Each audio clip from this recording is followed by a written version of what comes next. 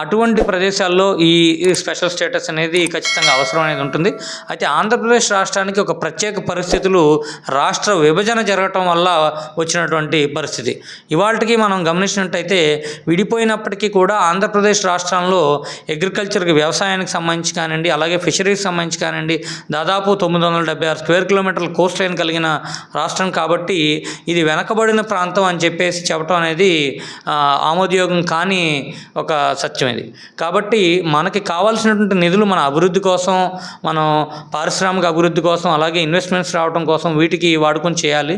ఇప్పుడు ఈ గ్రాంట్స్ ఏదైతే వస్తాయో, అమరావతి రాజధాని పూర్తవటం కానివ్వండి, పోలవరం కనుక పూర్తయితే పోలవరం కూడా జాతీయ సంపద, అది కేంద్రం వారి ఇదే, కాకపోతే దాన్ని కట్టడం బాధ్యత రాష్ట్ర ప్రభుత్వానికి అప్పచెప్పామని చెప్పేసి ఫైనాన్స్ మినిస్టర్ గారు చెప్పడం జరిగింది.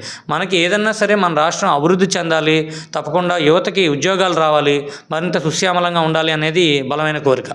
అది అయితే సార్, దీనికి సంబంధించి కూడా చివరిగా ఒక ప్రశ్న సార్.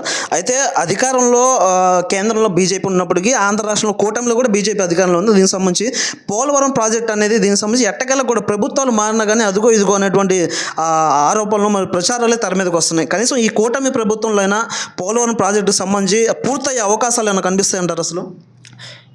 పోలవరం ప్రాజెక్ట్ అనేది ఈ 5 సంవత్సరాల్లో పూర్తవకపోతే ఇక ఎప్పటికీ పూర్తి కాదు. ఎందుకంటే దానికి ఇప్పుడున్నటువంటి కన్స్ట్రక్షన్లో ఉన్నటువంటి స్టేజ్ కానివ్వండి, లేదా ఇప్పుడున్నటువంటి 2 రాష్ట్రాల మధ్య ఉన్నటువంటి సఖ్యత కానివ్వండి, కేంద్ర ప్రభుత్వం మరియు రాష్ట్ర ప్రభుత్వంలో ఎన్డీఏ ప్రభుత్వం ఉన్నందువల్ల కానివ్వండి, నిధుల సౌలభ్యత వల్ల అయితే కానివ్వండి, ఇప్పుడు కంప్లీట్గా అది పూర్తయ్యే అవకాశం 100% ఉంది. ఎందుకంటే నారా చంద్రబాబు నాయుడు గారు కూడా దాన్ని గత ప్రభుత్వం 2014లో వచ్చినప్పుడు జర్మన్ టెక్నాలజీతో ఇచ్చి దానికి దాదాపు 70% పూర్తి చేయడం జరిగింది. అయితే 2019 నుంచి 2024లో రివర్స్ పాలన అనేది జరగటం వలన టెండరింగ్ కూడా రివర్స్ చేయటం, అట్లాగే దాని ఎత్తు గురించి కూడా కొన్ని వివాదాలు రావటం, అలాగే స్పిల్వే గేట్ కూడా అది డ్యామేజ్ అవటం, అటువంటి టెక్నికాలిటీస్ చాలా వచ్చినాయి.